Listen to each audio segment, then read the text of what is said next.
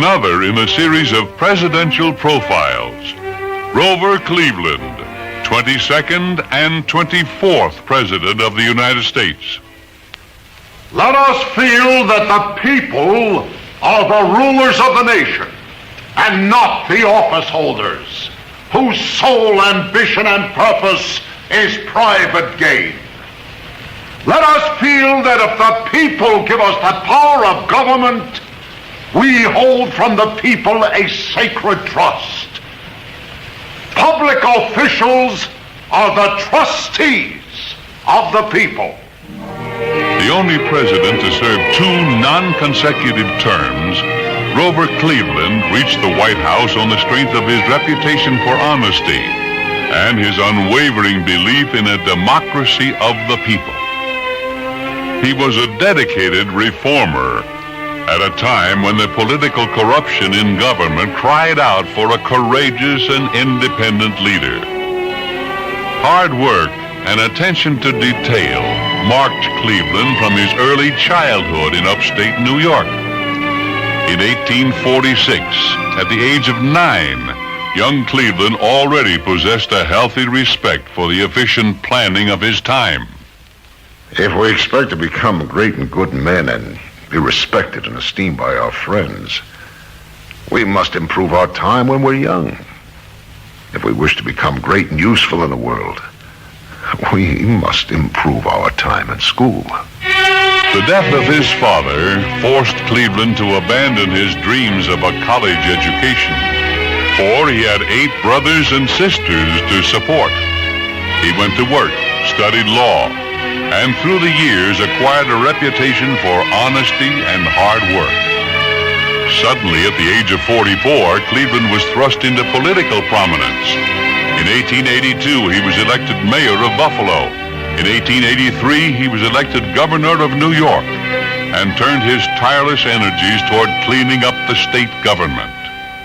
I am in these last days of the legislature in a whirl of perplexity and confusion, with a flood of things that must be done today.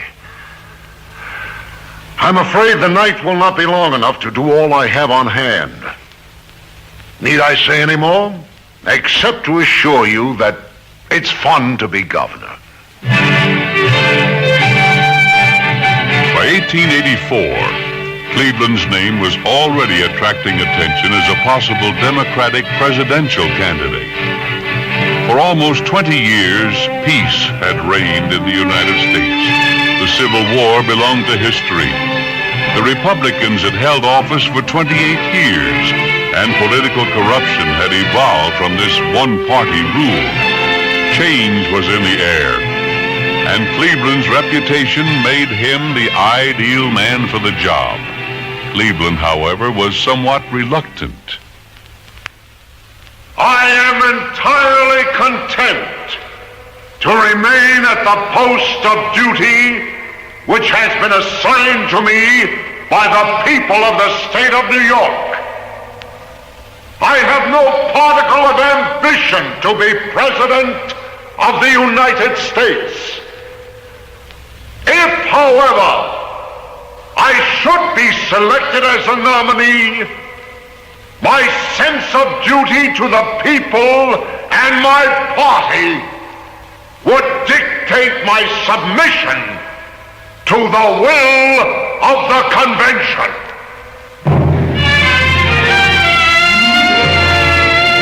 The convention chose Cleveland, and then followed one of the most bitter presidential races in American history. Cleveland was elected by the narrow margin of 23,000 votes, and he immediately set out to fulfill his campaign promises to clean up the mess in Washington. He denounced the practice of political appointments and demanded civil service reform. I believe in civil service reform and in its application because it opens the door for rich and poor alike to participate in public office holding. And I hope the time is at hand when all our people will see the advantage of a reliance for such opportunity upon merit and fitness instead of a dependence upon that selfish interest of those who stand between the people and the machinery of their government. Cleveland's vigilance against corruption, combined with his belief that no group should be favored above another, was to bring him into a direct confrontation with one of the nation's most powerful lobbies, the veterans of the Civil War.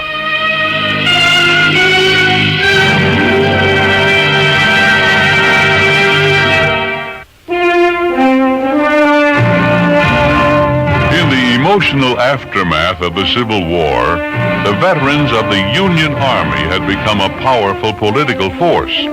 And for 20 years, a sensitive Congress had passed a series of generous pension laws. Confusing the issue were the hundreds of separate bills passed almost daily to cover individual claims. Grover Cleveland rebelled against this wasteful practice.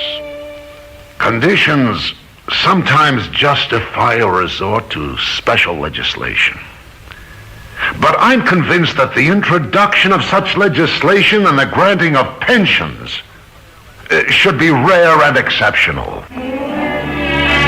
Working late into the night, Cleveland discovered numerous cases of fraudulent claims, and he vetoed hundreds of individual pension bills.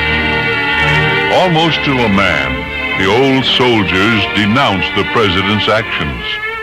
And they were soon joined in their opposition to Cleveland by powerful business interests who saw their system of high protective tariffs threatened by Cleveland's attempt to reduce the duties on imports. Under our present laws, more than 4,000 articles are subject to duty. Of these, the duties on the necessities of life, used and consumed by all the people, should be greatly cheapened. On behalf of those among our people long neglected, we have insisted on tariff reform and an abandonment of unjust favoritism. Cleveland took on all comers, alienating the railroad interests by investigating their federal land grants and forcing the return of 81 million acres to the government. Cleveland's advisors warned him that he was attacking too many sacred cows and he was making too many enemies. He would never be reelected. What's the use of being elected or reelected unless you stand for something? Cleveland's refusal to compromise resulted in his defeat in 1888 by Benjamin Harrison. Cleveland received a larger popular vote, but fewer electoral votes. Returning to his law practice, ex-President Cleveland found it difficult to adjust to private life. Nothing seems to be dignified enough for ex-presidents. Of course, the subject would be relieved of all uncertainty and embarrassment if every president would die at the end of his term. This does not seem, however, to meet the view of those who, under such an arrangement, would be called on to do the dying. Cleveland had no intention of dying. And in 1892, he again faced Harrison and won, becoming the only president to serve non-consecutive terms. Cleveland had not mellowed, and with the country in the midst of depression, he criticized the growing power of big business. The gulf between employers and the employed is constantly widening, and classes are rapidly forming. One comprising the very rich and powerful, while in another are down the toiling poor. We discover the existence of trusts, combinations, and monopolies, while the citizen is struggling far in the rear or is trampled to death beneath an iron heel. Cleveland was equally firm with labor unions, dispatching federal troops to put down a strike by railroad workers in Chicago. The strikers, said Cleveland, were obstructing the delivery of the mail. If it takes the entire Army and Navy of the United States to deliver a postcard in Chicago, that card will be delivered. But Cleveland's forthright stands, plus his failure to restore the nation's prosperity, had taken their toll. And in 1896, the Democratic Party refused to renominate him for president. He retired to his home in Princeton, New Jersey, confident that he had served his country with honor. He had lived by the words he uttered on his deathbed. I have tried so hard to do right.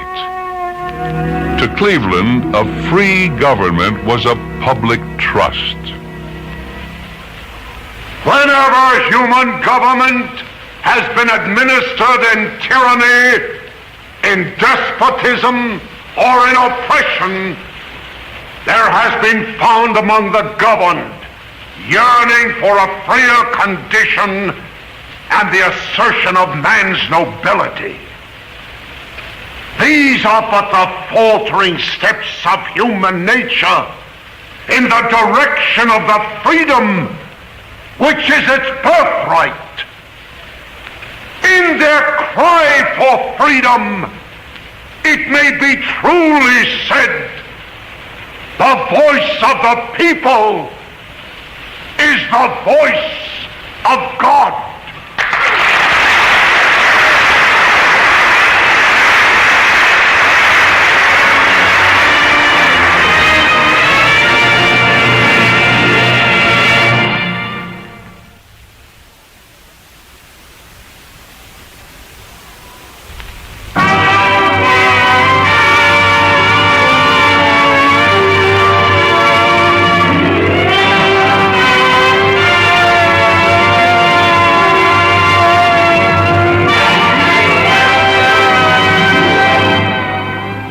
Another in the series of presidential profiles, Benjamin Harrison, 23rd President of the United States.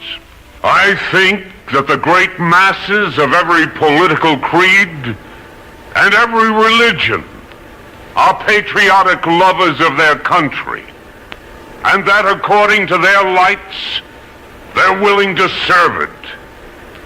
It is a country worthy the love of us all. It has a noble history, a history illustrated by great deeds, a history sanctified by great sacrifices, a history that has set some enduring names in the galaxy of the world's great statesmen. It is a country worthy of our love. For Benjamin Harrison, love and devotion for his country was a family heritage. His father was a congressman. His grandfather was president of the United States, and his great-grandfather signed the Declaration of Independence.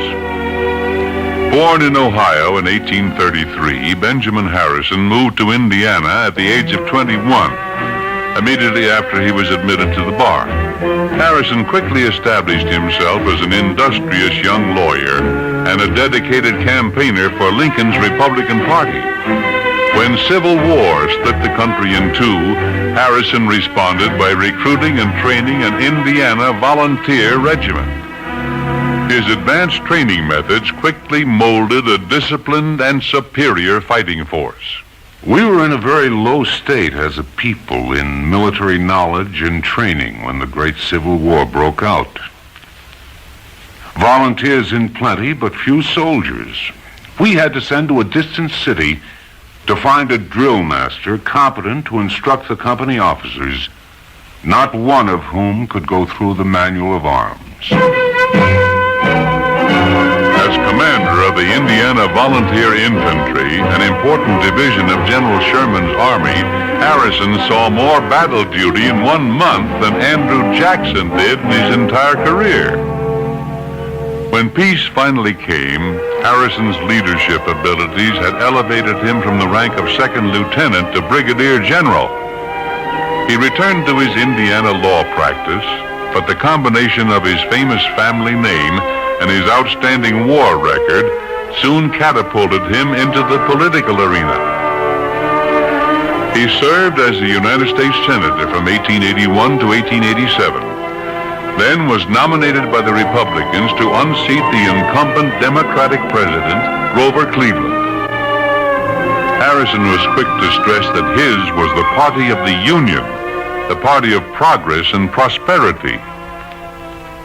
We took the ship of state when there was treachery at the helm, when there was mutiny on the deck, when the ship was among the rocks, and we put loyalty at the helm. We brought the deck into order. We have brought the ship into the wide and open sea of prosperity. And is it to be suggested that the party that has accomplished these magnificent achievements cannot sail and manage the good ship in the roadways of ordinary commerce? Cleveland had been the first Democratic president since the Civil War, but two nagging issues of the day had weakened his administration's appeal: pensions for the war veterans and protective tariffs for American products. But the issues had less effect on the election than the unique and unexpected campaign style adopted by Harrison. He referred to it as his front porch campaign, confining the majority of his speeches and appearances to his hometown of Indianapolis. Kings sometimes bestow decorations upon those whom they desire to honor. But the man is most highly decorated who has the affectionate regard of his neighbors and his friends. I shall be glad from time to time, as opportunity offers, to meet you all personally. My house will always open its doors gladly to any of you when you may desire to see me. In the 4-month period preceding the election, Harrison received nearly 300,000 visitors to Indianapolis, and his words and beliefs were revealed to thousands of others across the nation by extensive newspaper reports. The front porch campaign was successful, and Benjamin Harrison became the 23rd President of the United States.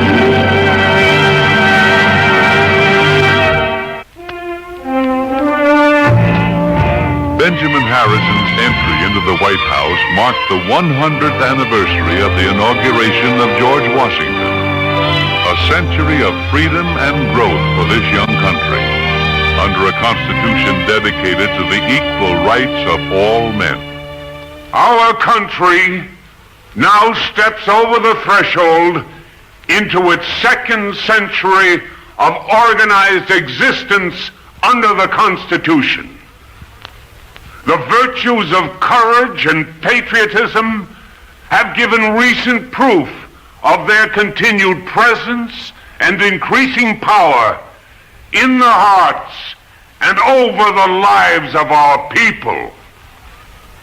We have not attained an ideal condition, but on the whole, the opportunities offered to the individual to secure the comforts of life are better than are found elsewhere, and largely better than they were here 100 years ago.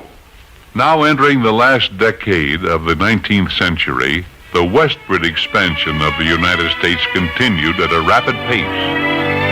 6 territories were admitted to the Union as states during Harrison's administration: North Dakota, South Dakota, Montana, Washington, Idaho, and Wyoming. And on On April 22nd, 1889, Harrison opened almost 2 million acres of land for settlement in the Oklahoma Territory. In a frenzied dash for free land, 50,000 pioneers raced by foot and on horseback and in covered wagons to claim home sites in the territory. I issued a proclamation declaring that the lands would be open to settlement under the provisions of the law on the 22nd day of April at 12 o'clock noon.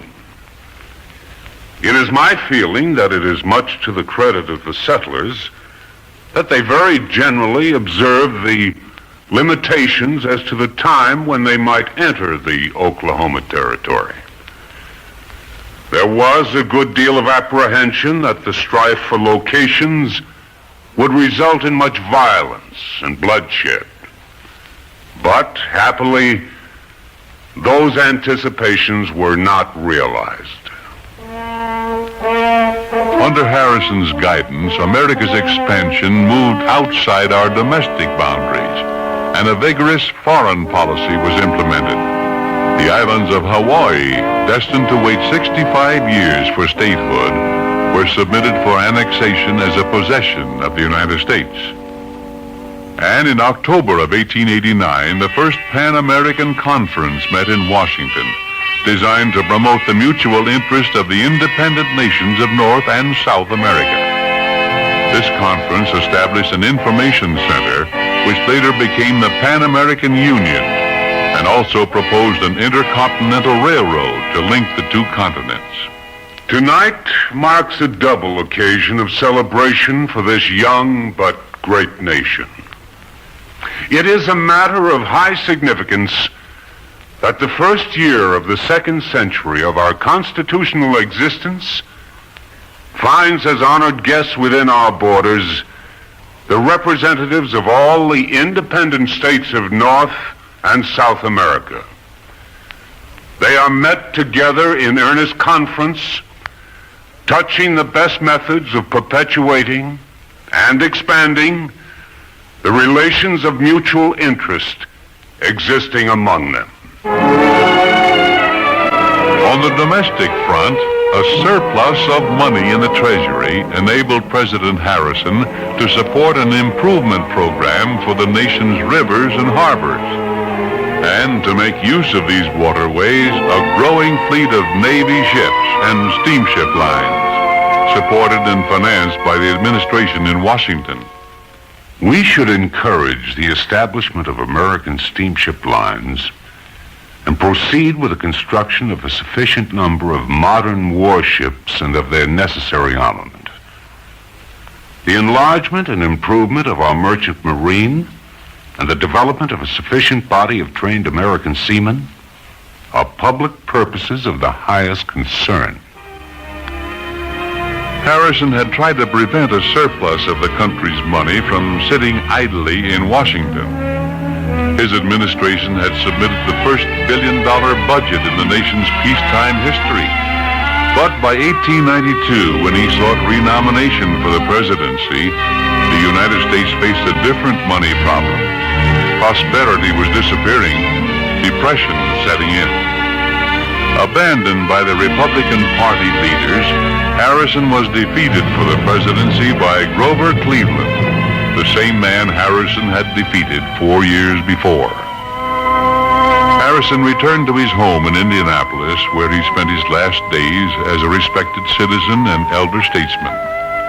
Though disillusioned with politics, he had never swerved from the Harrison legacy of love and devotion to the United States of America. No other people have a government more worthy of their respect and love. God has laid at our feet power and wealth beyond definition or calculation. But we must not forget that we take these gifts upon the condition that justice and mercy shall hold the reins of power, and that the upward avenues of hope shall be free to all people.